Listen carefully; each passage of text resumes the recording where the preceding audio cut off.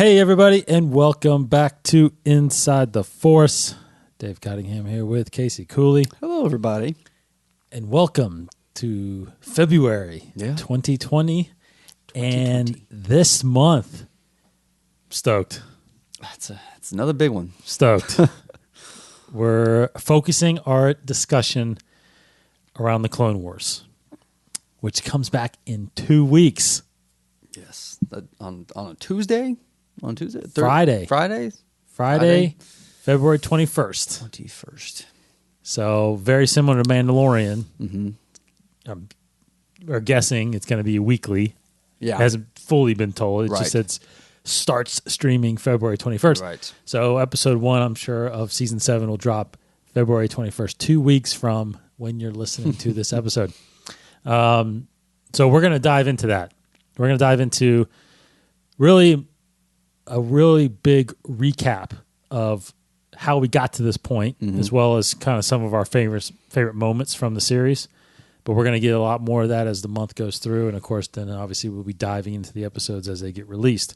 Yes. But quickly, let's get to some real quick news, not too much out there. It's funny. I think the funniest thing right now over the last couple of weeks is that Ewan McGregor is going around doing all these interviews for Birds of Prey. Right. But, of course, you have to ask about Obi-Wan Kenobi. Yeah. Every interview, I feel like, Kimmel, Good Morning America. Yeah. You know, it's like... He's on Jimmy Fallon, I think. Jimmy too. Yeah, exactly. And it's been the same answer every time. Right. So it's nothing new. But I did want to just talk about how I think it seems like he's not shy about it anymore. You know, he's like, no, I'm doing it. We're going to get it done. And shooting it next year, early next year. And I think Jimmy Fallon, he said he's been trying to catch up on everything that's happened in Star Wars since he's been a part of it. So he's just watched Mandalorian and loves it, he says. So good for him. He's growing his hair out long, looks like. So he's getting there. Yeah, it makes you wonder. It makes you wonder a little bit about who is the. I don't know if it's been fully announced who the executive producer is. You know, I mean, Favreau executive produced and wrote most of Mandalorian, right? Mm-hmm. Deborah Chow has been tasked to. It sounds like she's writing and directing basically everything for Obi-Wan, but. Curious, who the executive is on the project. Is it Kathleen, or is it possibly Filoni moving over to that as well? I mean, I don't know. It's that'd be cool. Very curious on who that is, or if it's Deborah, that's fine. I mean, I think everybody's expecting her to kill it. So, but anyway, I thought it was fun to see Ewan out and get asked. I mean, of course, it just seems like that's everybody that's involved in Star Wars. They never talk about really the movie that they're coming out. It's always about Star Wars. Totally. I can only imagine Celebration. I'm sure he'll be there. He's got to be there. Hopefully, yeah. I mean, it's in his backyard, technically. Not his backyard. Yeah. He lives in L.A., I'm sure now, but... That's cool. But speaking of, actually, that's a good thing. I usually start off the show with it, but... We're 202 days away from Star Wars Celebration, so cool. Very good. August of this year. In the novel news, there was a cover reveal for the next book coming in this Alphabet Squadron trilogy, Shadowfall. If you go online and look around, you can find that cover, kind of a purplish cover. Just says Star Wars Shadowfall, an Alphabet Squadron novel. So, of course, the same writer, Alexander Freed, is on top of that. He wrote the first book. So, and the publisher's summary of that book, real fast. I don't know if we read that on here. After their narrow victory over Shadow Wing, Alphabet Squadron is on the attack, hunting their adversaries within the Imperial remnant. Shadow Wing is desperate for direction and leadership, and they both find in the iron will of Major Keese, their former commander and Erica Quell's one-time mentor. As battle lines blur, Alphabet Squadron finds itself not only fighting their resurgent foes, but their leader's own deadly shadow. So, more adventures from Erica Quill and Alphabet Squadron coming this summer. I think, is there a release date? I think there's a release date. It is coming June 23rd. I should reread that before. I probably should too. Yeah, give it another chance. Yeah, it's just long. It's so a long It's been a while book. since I read it. It's a long, big book. Yeah. I'm trying to look for it in my. I think it's over there somewhere. It's everywhere. I think it's over there, right there. Yeah, it's a big, thick book, and yeah, I'm with you. I think it was a little tough for me to get through in parts. You know? Yep. I think the ending was really good, but the action was great. Mm-hmm. And all Hera's parts are fantastic. It did remind me a little bit of Aftermath, where it's just a lot of story. A lot of story, and brand new characters. So Aftermath was much shorter, and this one you had, which is good, introducing so many new characters. You need time to get to know them. So, I'm looking at this as just a part one of a trilogy. So I'm trying to look at it holistically. Right. But I am excited. And then, of course, speaking of novels, just a reminder: Raisa Skywalker is coming out March 17th. I am looking forward to that. So it's about a month and a half away. If you guys want to get your hands on that, and I'm sure dive more back into episode 9. Mm-hmm. And then the last thing briefly, comics. So Vader #1 just hit shelves this past Wednesday. And Vader #1 meaning it's the 3rd volume of this new canon. Yeah. So Vader #1, written by Greg Pak. And I just read it. We just read it. I feel like we should maybe give it a week. I was thinking, Sure. You know what I mean? To really dive into it, because it's kind of spoilery. I feel like most of it is, it's not much happens in it. No. So the last panel pretty much is the only thing that's really controversial. And it's out there now. I mean, I read about it a little bit before I read the book, because it's not too spoilery. I think there's a huge reveal apparently at the end. The headline that I read in the article, and before you came over here, I was looking at some other things to talk about, and when I saw this article, the headline was Vader #1, the new Vader #1 rewrites George's canon. Oh my gosh, that's so dumb, right? No, it does not. So I was like, wait a minute. Okay, I gotta go read this. So I got it and I read it, and you walked in right towards the end. I was like, what? It would never. So anyway, Casey read it too. So I think maybe we wait till next week, because I don't want to spoil it. Sure, really. But if you get a chance to read it, or just go read the article if you're not into the comics and you want to catch up on really what the story is about in there. But the beauty of it, which is really good, it takes place right. I mean, it overlaps with The Empire Strikes Back a little bit, so it's right at the end of Empire Strikes Back. That's what Star Wars is doing. Charles Soule's doing that with Star Wars line. This is kind of what they did a couple years ago when they launched this. Is the Vader line was kind of concurrent with what's going on in Star Wars, the Star Wars comics. So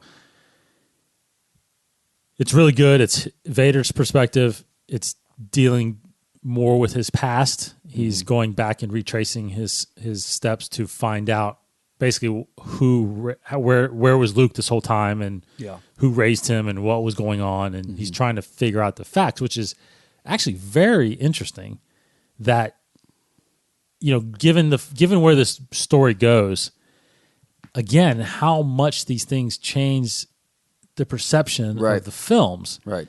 Because if he goes down this path and learns all of this, like when he gets to Return of the Jedi, I mean, he knows everything about Luke at this point. Yeah, that is what they're getting at. Yeah, there's no gaps anymore. Like, he knows the whole timeline pretty much. I mean, he figures so much out in this first issue. Like, it's so easy for him. It's just, which makes sense. I mean, he's discovering like stuff about Luke. So it's just obviously like as an audience, it's like, well, if they're trying to hide Luke and Tatooine, why would they keep him named Skywalker and all this stuff? So it's just, but Vader quickly figures out all this stuff, and it's great and it's fun to watch it, and and so much also nostalgia for the other movies and this first issue alone. It's great. It very much is, very much so, and you just get a very deeper sense of his thought process still, because as we view him in the original trilogy, you don't get any sense of sympathy with this guy, and you don't get any sense of a tortured past or conflict. Luke senses conflict eventually in him, but it's more. I think it's, and maybe that's a great angle to talk about sometime, is the conflict that Luke is sensing in him. I mean, it could then now kind of be that overarching conflict still he's always had with Padme.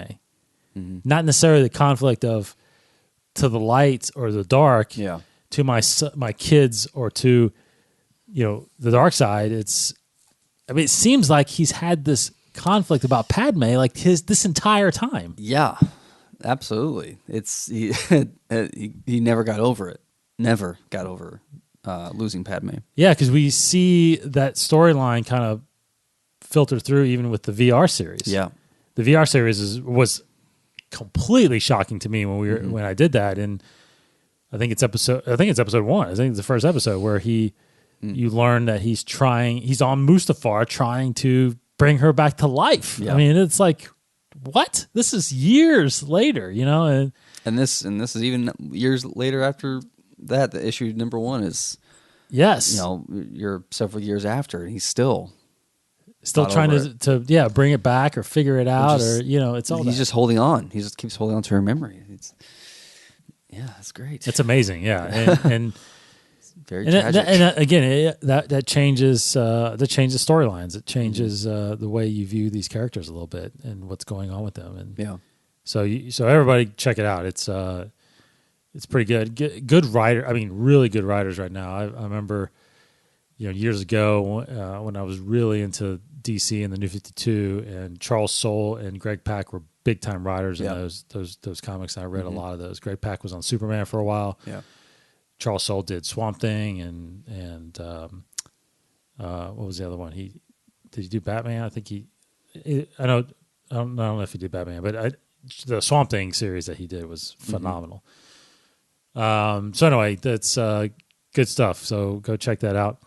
Of course, upcoming the next few weeks, you've got the Rise of Kylo Ren still happening. Yep. And you've got Star Wars, of course. Dr. Aphra is coming back. All that stuff like that. So good stories right now to keep us busy until we get more content and figure out when we're getting more movies. Okay, so that's about it on that news stuff. Let's get into the Clone Wars. I think the biggest thing that I wanted to do really is kind of take us back to kind of refresh our memory a little bit about the timeline of everything, because Clone Wars has been a long process if you think about it. It's been 12 years in a sense, almost 12 years. The theatrical film, which was the first thing that got released, so just even go further back, the last film we got was Episode 3 in 2005, right? May of 2005. Was seemingly to most of us the last time we thought we were going to get a Star Wars film, really, right? Yeah, absolutely. Yeah, definitely. Then, lo and behold, now I don't remember if you remember where you were in 2008, in August 15th of 2008, when the Clone Wars theatrical movie was released. Just started my senior year of high school. Really? Yeah.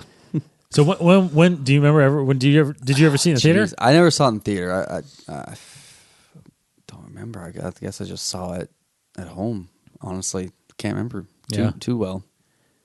So what I remember, which is crazy, is for some reason, and I still to this day don't remember why, but from 2005, when Episode 3 came out, to this movie coming out, I guess I kind of felt like Star Wars was done. Because I never went, I never went to the websites, or I never went and looked for what was happening. Mm-hmm. I just assumed that was it, because I remember that week of August 15th. I'm sorry, the following week. So it debuted.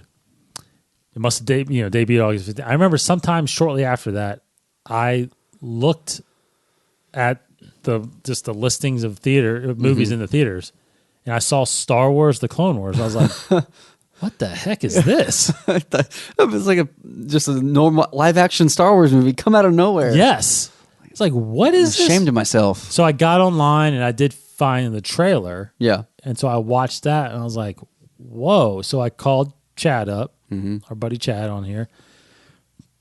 I said, dude, let's go check this Star Wars film out. There's a animated Star Wars film out. I'm like, all right, we went. And so it must have, I don't even know what day it was. I know it was after it had been, released. And it was like a Saturday afternoon. We were the only ones in the theater. Jeez. So it was either the following week or the week after. And I remember watching it, and I remember thinking, okay, that was okay. I mean, I liked parts of it, but it was you can imagine it was different, obviously. Yeah. We've never seen Star Wars like this before. So the first showing of it, and of course it was very, you can tell it was very kid-centric. The jokes were kind of in there, Sky Guy and Snips and Jabba's son, was farting all over the place, so it's like, I get it where they were going with it. Now, I didn't realize it again until after that movie that a series was coming. And then I got excited about that, and I was like, well, that's the only way I'm going to get Star Wars. Of course I'm going to watch this thing. So then a couple months later, on October 3rd, 2008, is when the series premiered on Cartoon Network. So just 2 months shortly after that, it launched. And every week it came out, and 22 episode seasons. And then off we were. So first 4 seasons were 22 episodes. The 5th season was 20 episodes. The 6th season, which was the Lost Missions, was 13. But so from 2008 to 2000 till March 2nd, 2013, and we got Clone Wars every year. Now, how much did you stay with the series? Did you stay from the beginning and went all the way? I remember, yes, definitely remember watching the premiere.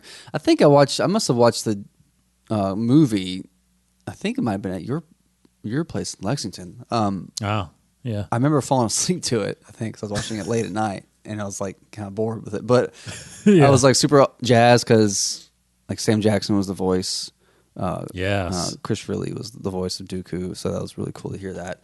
But I remember watching the series in the beginning because loving the first episode and us talking about like how surprisingly mature it was in terms of like people just getting killed left and right off the bat. I'm like, wow, this is awesome. I remember watching the trailers leading up to it and thinking like, this seems like a pretty epic kids show. Then lo and behold, it's not really just for kids. It grew into maturity with crazy dark stories. So, I was definitely there from the beginning. I loved it. And it was so weird too for a while because not knowing if this is canon with the 2D micro series, the Gindi series, but because that was a fantastic series. It was, and I remember watching that leading up to episode 3. So that was really cool. But for a while I was unsure of the canonicity of that, but I loved the 2D, and the 3D was fantastic. It's great. So just to be clear, the 2D is not canon. That is correct. No. That stinks, but it's correct. It does, because that was a great looking series leading up to episode 3, and it started filling in that gap a little bit at that point. But I mean, for a while, I think we would prepare. I feel like we prepared for like maybe a celebration one year or something, but because we binged the 2D series and we binged the what was current for the 3D series. thinking like we got to watch every the chronologicalness of it. So we go back and forth. That's right. A lot. But no, it's all moot It's now. all moot. Yeah. One thing I wanted to mention before we continue that originally, of course, this goes without saying, but I think the Clone Wars in the beginning, especially the first 5-6 seasons, was all George Lucas. Mm-hmm. George Lucas was very much the lead showrunner for this series. But this is where Filoni obviously has developed into the next torchbearer of Star Wars content, I feel like. He got brought in because of his animation background, because of his storytelling background, and he sat with George every step of the way. Right. Learned about as much as you can from everything about Star Wars. And that's why I think it's so it's easily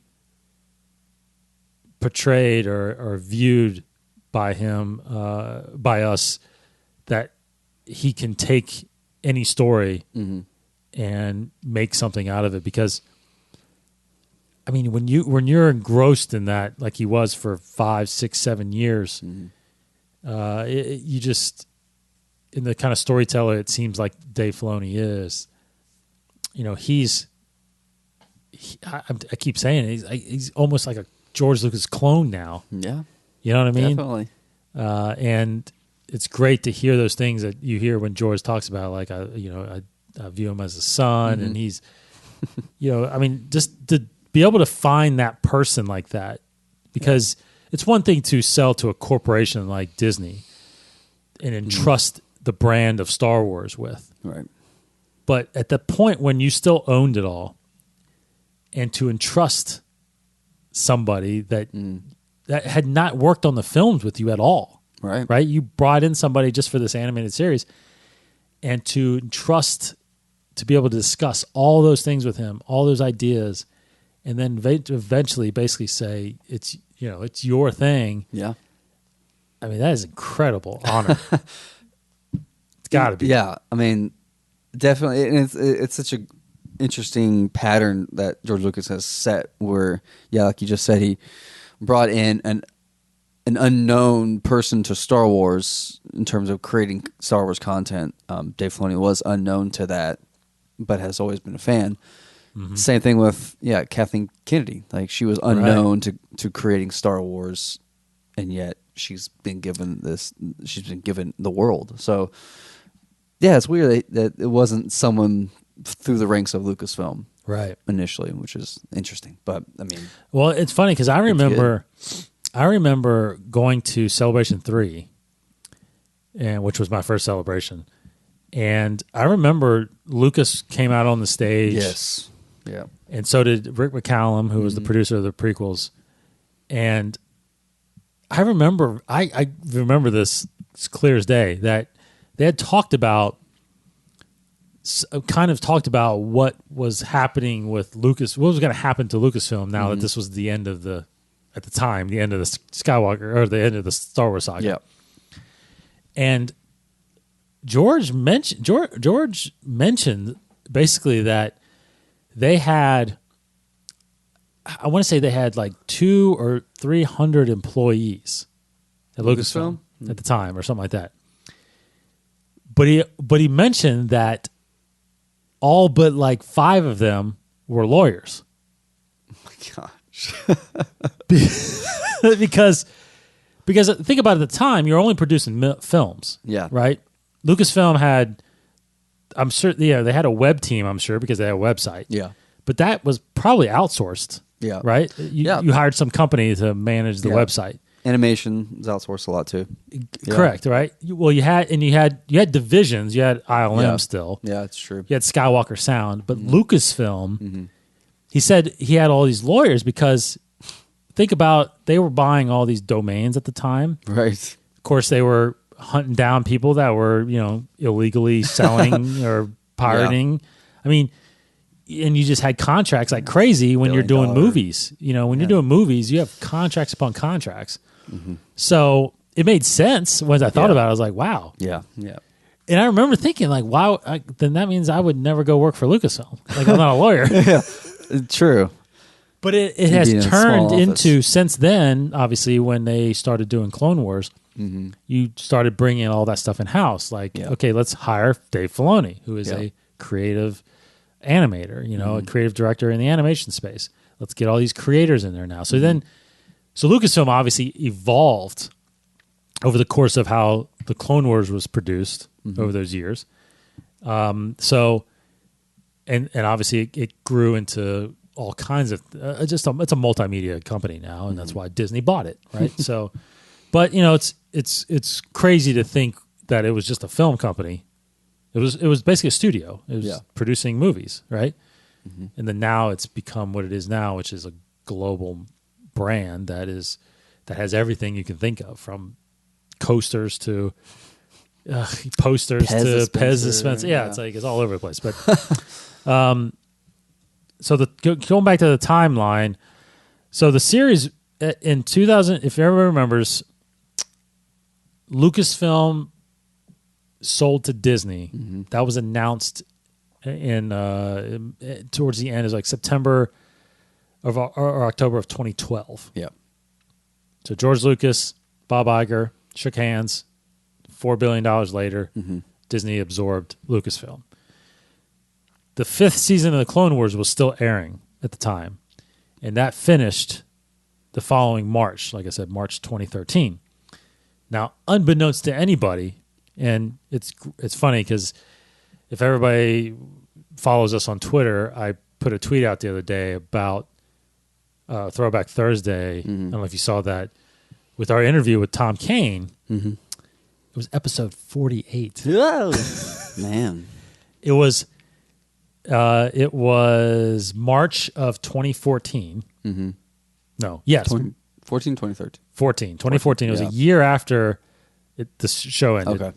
Right before The Lost Missions was about to come out. But what I'm getting at is that it's a great interview, because I went back and listened to it, and it's a great interview with Tom Kane, and he talks about how it was a shock even to the people working on the series that the show got canceled.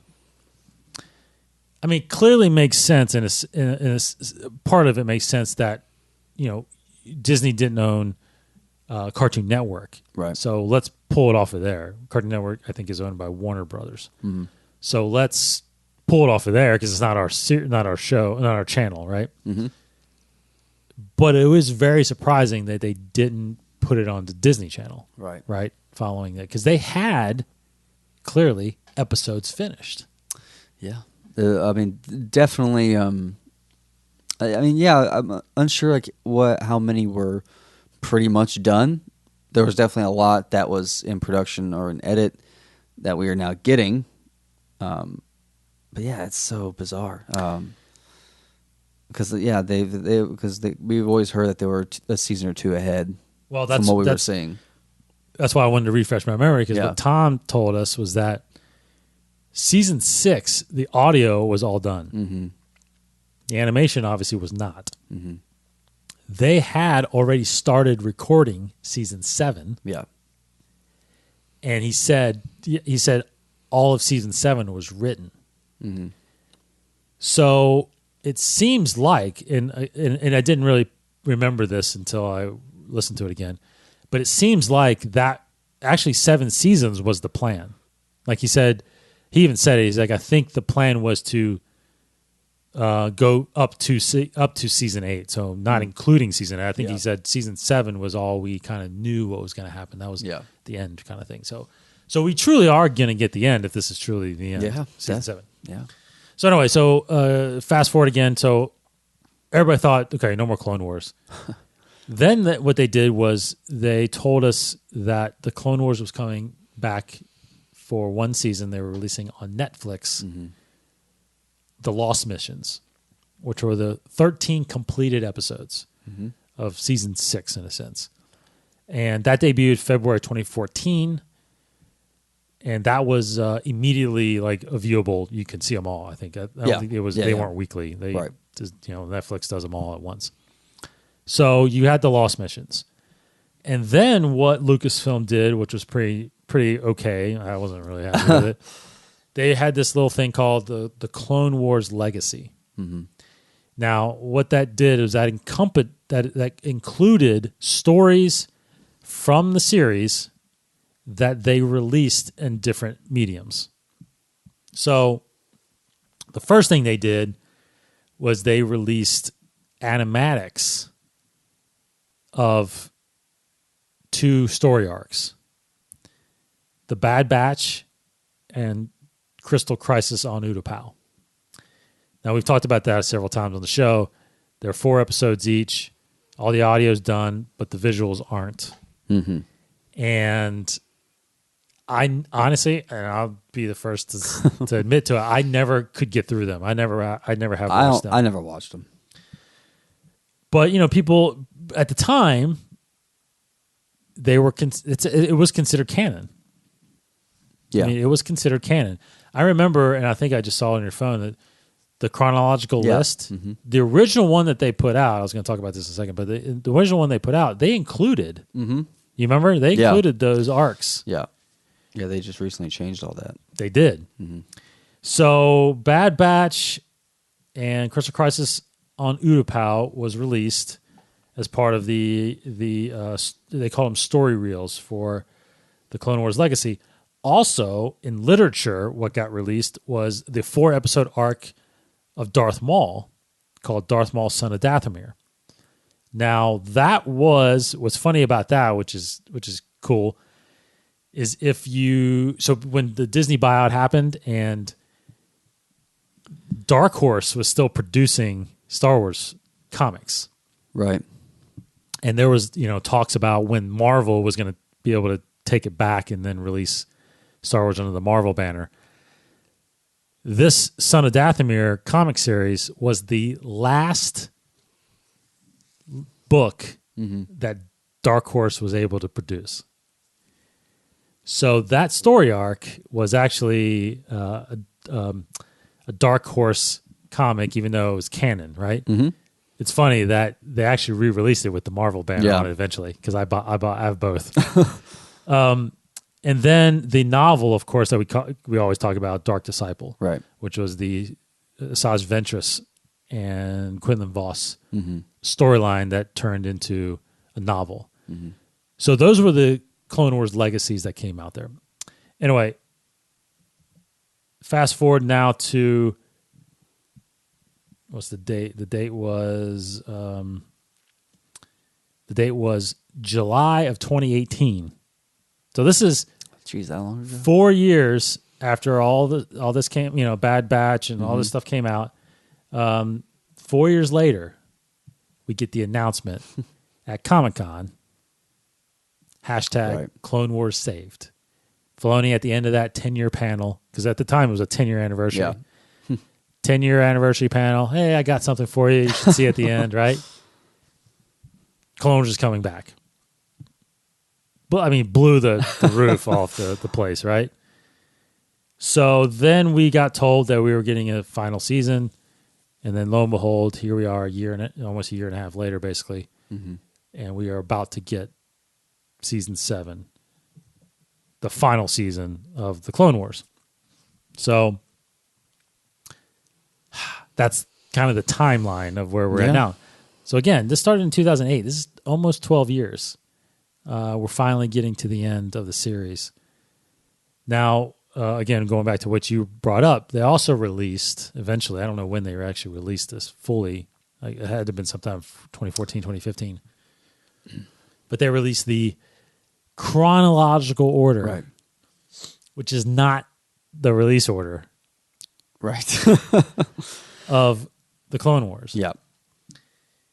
So season 1, episode 1 is not the first episode in chronological order. Nuts.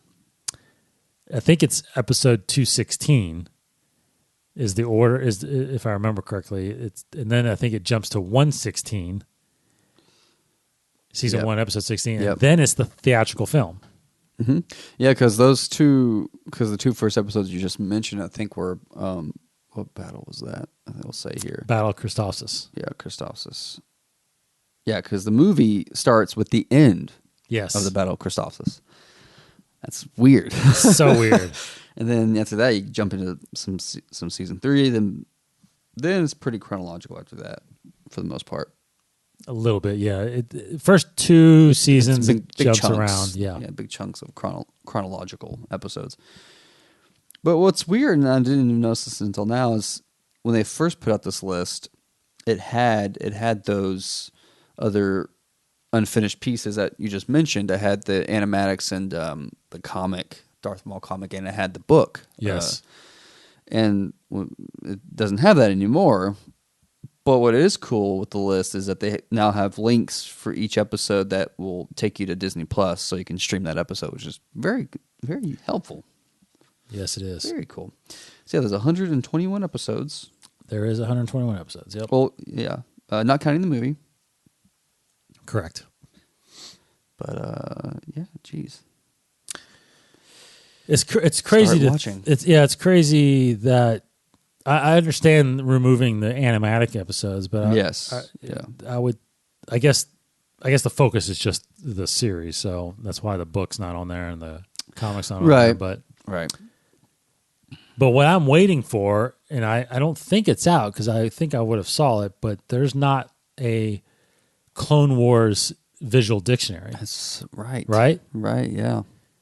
I hope that gets produced once maybe this is fully done. Yeah. And we get a whole book about everything and all the episodes. And I'm sure that's going to happen. Yeah, I would think so. Because I think you're going to sell a lot of those with the amount of people that really love this series. Oh, I would love to read that, yeah. Or like even an art of book. But it's just nothing but Filoni sketches through the whole thing. I know. Yeah, and I'm curious what they're going to do in Celebration, because at that point, the series will be finished. Mm-hmm. You know, I'm sure there's going to be a panel about the Clone Wars and the final things. Do you think now, okay, so now looking into Season 7 a little bit, there's been discussions that the Bad Batch arc is going to be in there. There's discussions that the Crystal Crisis is going to be a little bit on there. Now, I just can't imagine them using 8 of those episodes for these final 12. Now, they could, I guess, and then the last 4 maybe would be the Siege of Mandalore. Now, but I guess it makes you wonder: are we gonna see other characters again? Like, are we gonna see Boba Fett again? Are we gonna get Cad Bane again? Are we gonna get anything with the syndicates? You know, like the Hutts with Jabba or something like that. Are we? I mean, the bounty hunter, any of the bounty hunters. It doesn't seem like we're going to get any of that, but I don't know where your head is on that. I for a while I thought that was gonna happen, just because if this is Filoni's way to close off all of his loose ends, it was always known that, well, you finish the Ahsoka story in relation to the Clone Wars. You got to finish, Ahsoka, Rex. You got to finish the Boba Fett story because we knew he had a plan for that. And then obviously those stories through the animatics. So I just assumed, it's going to be all of those stories just finally finished. But no, with everything else that's happened since Clone Wars in terms of Rebels and now Resistance, I definitely think Filoni is more so focusing on finishing the Ahsoka story and Rex story and kind of bridging that gap. But now, I mean, maybe he's adding in some of these other pieces, but I think he can definitely use this opportunity to kind of shape the stories a little bit to then incorporate how it leads into these other shows that he's created. Because before, obviously, they didn't lead into Rebels or Resistance because they weren't around, and he probably wasn't thinking too much of them back then. But now it's like we know Kanan's gonna have a little cameo appearance, or Caleb Doom's gonna have a cameo appearance in this. So who knows if there'll be other little Easter eggs and connections that way? Because I think that's a great opportunity for him to bridge all these shows together and to create an even more unified universe, which will be fantastic. But no, I of all those stories, I would love it if the Boba Fett story was in there. I know. I think the unfinished scene that we saw at Celebration of Cad Bane squaring off against Boba Fett, I would love that if it was in there. That would be so incredibly cool, because that was a great little moment for Boba Fett there. But I don't see why not. I mean, yeah, 13 episodes. They all can't be about the Siege of Mandalore, so you got to have a couple of little arcs in there, I would think. Mm-hmm. Yeah, because I think you could do. I think with whatever the bad we didn't watch it. Whatever those 4 episodes of the Bad Batch were, I'm pretty sure you can condense that into 2 absolutely. episodes. Yeah, and that's kind of what I'm thinking too. Like he's going to shape it a little bit more to condense some stories, but still finish them, but really leave room for Ahsoka and the Siege of Mandalore and those guys. And maybe I wouldn't be surprised if he's added, like written some new stories, like a little episode here and there to kind of help bridge these gaps and to help usher in right. whatever will be like the next era or whatever. Or the other thing is, and we keep talking about this too, is that if you think about it, those 4 episodes, the animatic episodes, they were still 22-minute episodes. Yeah. So you could combine them both if they're going to be 40-minute episodes. Absolutely. So you can do the whole arc in 2 episodes. Because that's the thing, we don't know the running times yet. Yeah. I think they're going to be 35, 40 minutes. I think they're going to be like Mandalorian. Yeah. So that would be awesome. We're getting a full season if we're getting 24 episodes in my opinion. Yeah. At least I hope. I mean, I think because I think if you're going to finish it like you want to finish it, you need that time. Mm-hmm. And that gives you the leeway to add in a Boba Fett. Yeah. Definitely. You more time to do what you want to do. And that's from what I've always read about these guys writing those 30-minute shows. It's just a hassle having to think in 7-minute increments. Having to write in 7-minute acts to leave time for commercials and all that. But you don't have to do that with Disney Plus, and that's right. I hope they took advantage of that. 100% to let room for more story. Mm-hmm. Now I can't remember all the side storylines. I mean, I think Boba Fett one was the one that really stood out. That I remember that was a storyline that we knew we were going to get. I'm not the only other one I can think of. Now I don't remember I don't think you were at this celebration, but there was a sketch that he drew. Oh, you told me about this, though. Yeah, that incorporated the Yuuzhan Vong into canon, right? Yeah, it wasn't the actual species. Yeah, it was just their ship. Mm-hmm. Now, those of you that know the storyline, you can probably speak about this more. I don't know the whole story. I only know what you've told me, but apparently their ships were massive. They got big. They had small ones, but they had some massive ones too. They were like grown ships. It was very much a organic species. Everything was organic. Everything was grown. They didn't really have any mechanical aspects of their culture. But yeah, that would have been insane. I think I read, I didn't finish the New Jedi Order, but I don't know if there's a weird twist about them. But yeah, they were from outside the galaxy, didn't really have any connection to the Force, and really couldn't be manipulated by the Force. So that was a huge threat for the Jedi, and they were just formidable species in general, like just their physicality. Yeah. They were just really cunning, really smart, and really hard to take down. But I remember, I think I even read like in the Thrawn books, the Grisk species that are in the Thrawn books. I've heard people say that they're kind of the canon version. They can be seen kind of as a canon version of the Yuuzhan Vong, but from what I've read of Thrawn, they're not entirely the same thing. Yeah. But that's kind of cool to think about, and if it can be incorporated, I mean, that's what's again like to bridge the gap. So maybe not the Yuuzhan Vong in this series episodes, but maybe it is the Grisk. Maybe it's that because we know the Grisk will probably come back. Maybe more Thrawn stories, or I mean, heck, I've read rumors about a third Filoni series, right, that feature the Grisk, so he could use this to set that up, which would be awesome. Yuuzhan Vong, gosh, yeah, I feel like I remember too.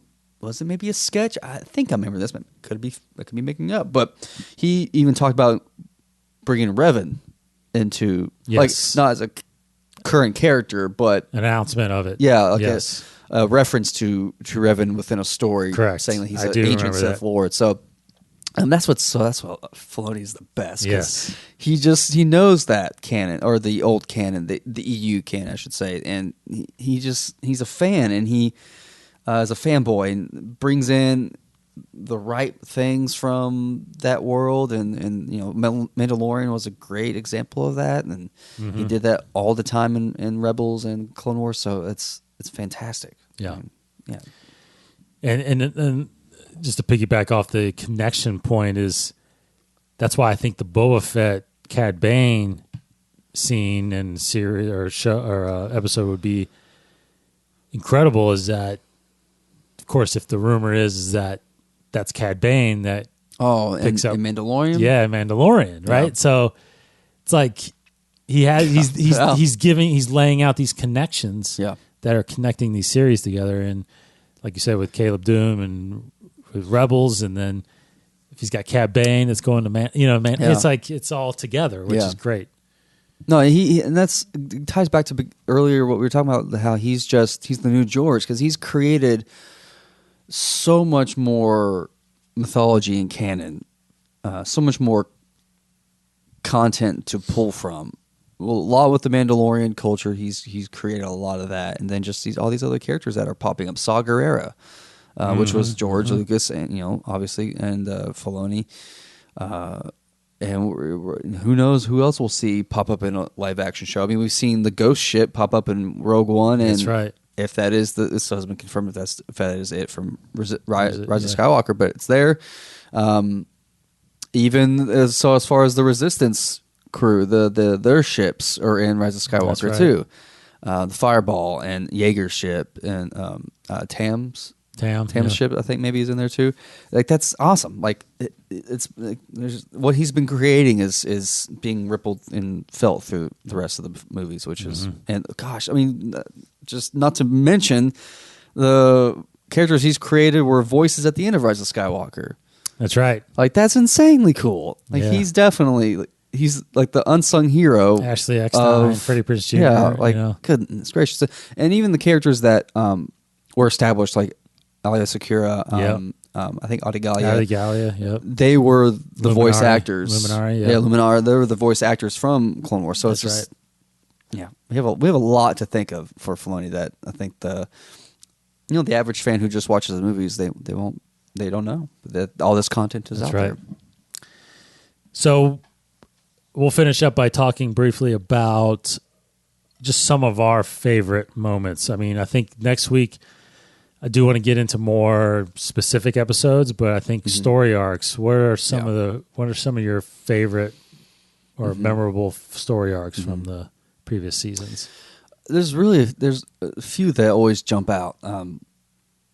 Anything with Cad Bane jumps out. Yeah. The heist, Holocron heist, definitely jumps out. And then Ghost of Mortis is always at the top of my list because I still want to know what's going on. Glad they brought that in. He brought that into Rebels a little bit. And it was almost in episode 9. Almost there. Good. Almost there. Even the concept art is showing. That would have been crazy. Temple. Oh my god. That would have been crazy. Pooped my pants. Yes. But yeah, I'm pooping just thinking about it. I pooped my pants. Ghost of Mortis would have been so cool, but yeah, that was a great arc. All the Darth Maul stuff, especially the end there. The very end was fantastic with Savage and Maul and Palpatine. That was great. And then the Yoda. I mean, all the Lost Missions were awesome. Yeah. But like the Yoda arc in Lost Missions, pretty cool. Yeah, yeah. I basically wrote down the same exact thing. I think, there's what I would want to talk about more next week. I think is specifically what the Clone Wars did, which was a direction that I don't know if everybody really saw coming, was how much personality they gave the clones. Yeah. You love Captain Rex. I mean, Rex is a very popular character now. The fact that they brought him back in the Rebels and made him survive is fantastic. So you got to know all these clones, Commander Cody, Captain Rex, Fives, that whole group of All the rookies, the recruits, the rookies. You know, it's you even you know I completely remember the episode where you had that older clone. That was kind of their janitor, you know, and how they just sympathized with him. That he couldn't be out there. Yeah, he was kind of a failed clone. Like a bad batch almost, right? Not bad as in bad, like just a failed batch. Yeah.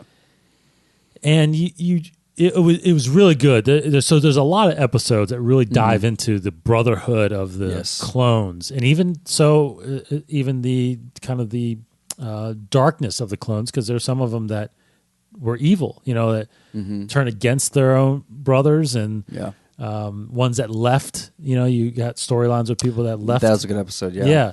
So you had some really good episodes. You know, D. Bradley Baker, who voiced it, was every clone voice. Yeah. And he did a phenomenal. I mean, just imagine him being in there talking to himself. Yeah. And that's what I've heard from a lot of the other voice actors, like James Arnold Taylor or Tom Kane. It's like, it's because, or Dave Filoni really talks about because he directed them, but it's like there are episodes like the rookies. It's all him. It's all him. So he's just in there talking to himself in slightly different iterations of the same voice. Yeah. Like, insane. That's so cool. Yeah. I do think about sometimes I wish they were a little forward thinking with episode 3. Because in episode 3, you do get glimpses of them with their helmets off, and they all look the same. Yeah. I love how in the Clone Wars it's you see where some of them shave their head, they get tats. That's a special edition. Fix that. Oh God, they're all digital already. Why not? They are. I'm sure Tamara Morrison won't care. Oh man, he'd do anything. I think he would jump back in a heartbeat. Yeah. So I digress a little bit to talk about. Well, I want to talk more about the clones next week, but this week my big memory is thinking back. Whenever I want to sit back and rewatch some stuff, definitely, you know, I'm very Force oriented and Jedi fan. So the Mortis arc is by far not only the most interesting, but could be arguably the most controversial aspect of Star Wars because it introduces so many different things. And again, what's great about Tom Kane's interview that we did back in episode 48, he does mention how, you know, it was known at the time when they were working on this. He's told us this, that the cast was under the impression and was told by Filoni and kind of George himself is that stuff like Mortis, and we talked about with him about the Yoda arc that was coming out. These are things that George wanted to make sure was canonized. You know, things about the aspects of the Force and what, you know, the whole aspect of how it worked. Yeah. He definitely wanted to finally tell that story and get it etched in stone so that, for one, I think no one eventually could change it. Right? Because, you know, maybe at the time he knew, I mean, obviously at the time, towards the end, he had to have known that the buyout was going to happen. Yeah, thinking about it, sure. Right. So what stories do I need to tell to make sure that this lives on, right? Right. So it's very interesting to go back and watch Mortis, even though Mortis was like in the middle of season 2, I think. But it introduces so much more lore to the Force. Yeah, it's like one of our early introductions to Sam Witwer in Star Wars, even though he did Force Unleashed. This was like one of his first ones in the animated world, and then he became Darth Maul. So he was the son. That was really good. And then he became Darth Maul. You're correct. And that again was complete mind blown that they brought Darth Maul back. Yeah, did not see that coming. No, did not see that coming. In fact, man, just think about if you had the foresight again, because how crazy it would have been if he was in episode 3 again. Yeah, no. You know, it's like, but anyway, and then of course, yes, the Yoda being my favorite character, and that whole 3-episode arc of him at the end of Lost Missions was again a mind blown with how deep into the Force they got and the explanation of how to become one with the Force the cosmic force, Yeah. the priestesses that are there that you have to be tested, and it's so deep, and you can't you need an animated series like this, or if you could afford to do it live action, but you need those kind of visuals to be able to tell those stories.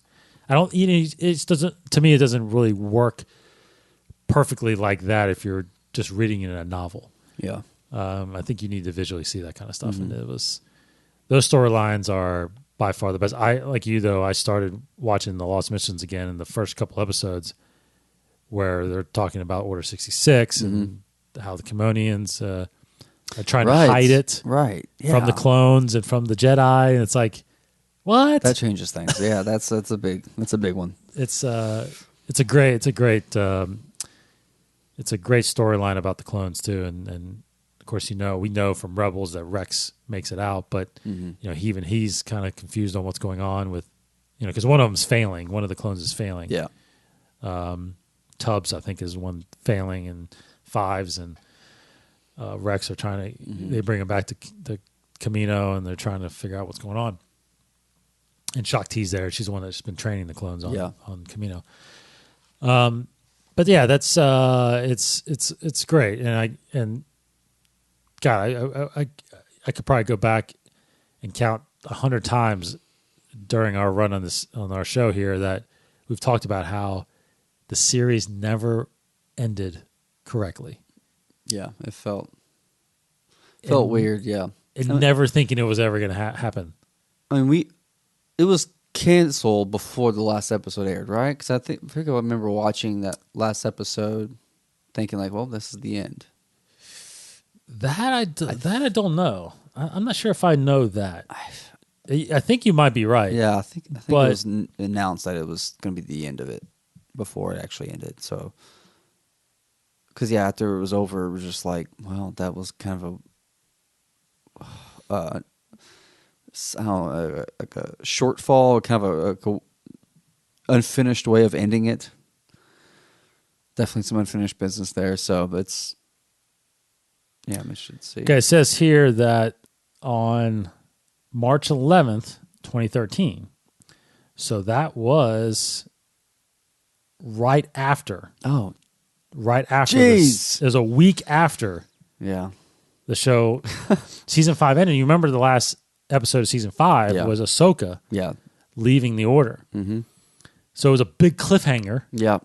And like, wait, no more. Then a week later, they announced the cancellation of the show. Let me read that again. So on March 11th, 2013, Clone Wars would be winding down to focus on the Star Wars sequel trilogy and a new series, Star Wars Rebels. Mm-hmm. And then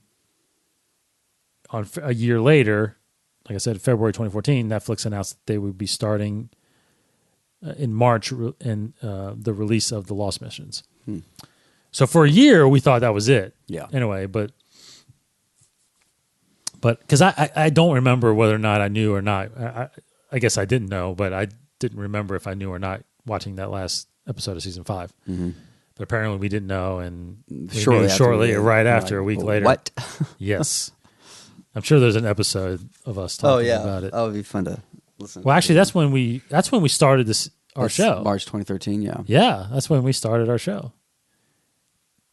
Wow. So we probably talked about it a little bit, but anyway. Okay, so that's the Clone Wars. As we start talking about that here in February, I think next week we will be diving a little bit more deeply into kind of our favorite episodes.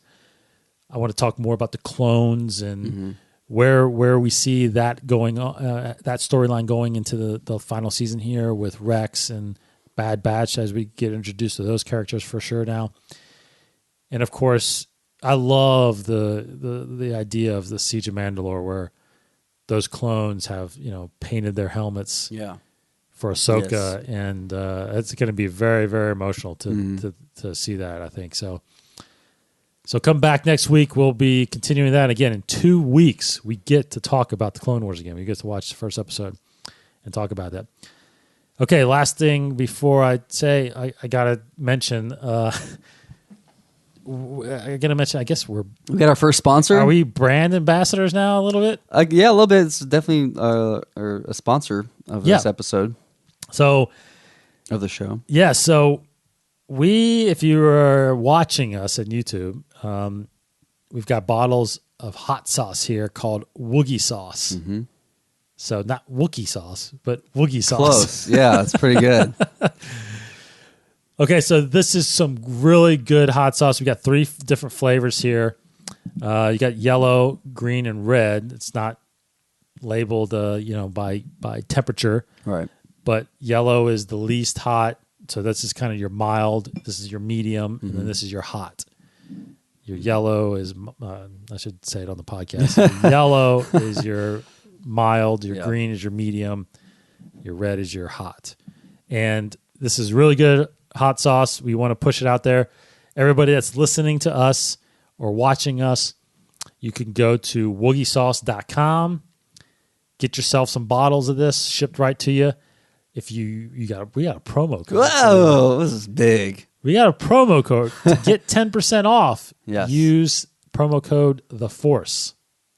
That's The Force. Yeah. Promo code.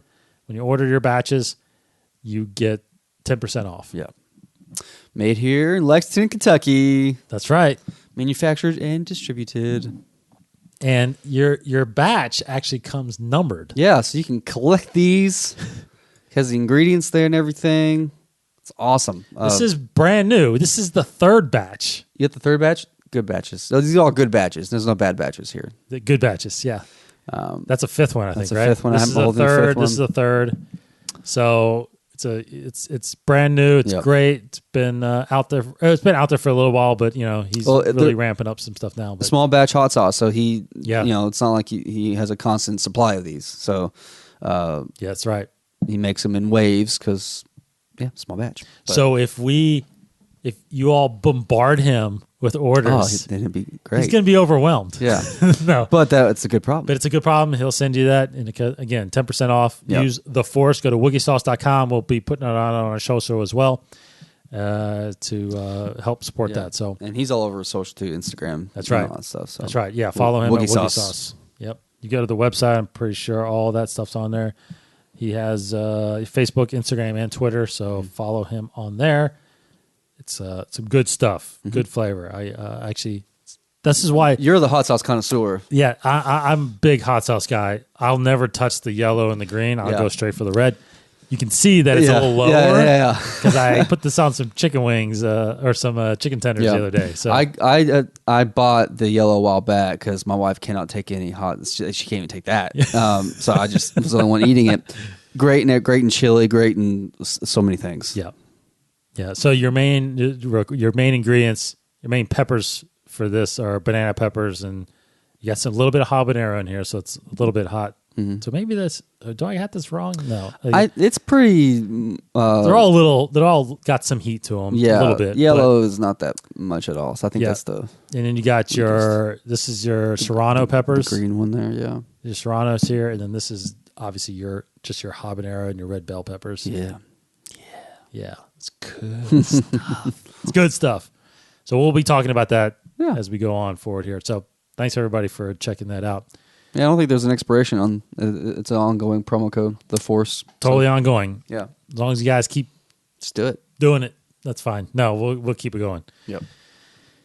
We may at some point even make it 20%. Who knows? Whoa, that's not our call. No, that's not our call. But hey, if we start selling a lot of these for him, he'll maybe. All right. Thanks everybody for checking us out. Thanks for watching. Thanks for listening. We appreciate it.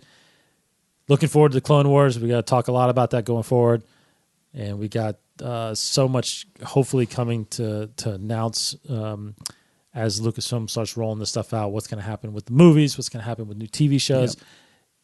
Yep. There's talk that it's coming. Something's still getting more announced. Content, y'all. Project Luminous is right around the corner. Oh yeah, gosh, we should be getting an announcement about that this month. Yes. Who knows if that will even be Easter eggs of that be in Clone Wars? Who knows? Yeah.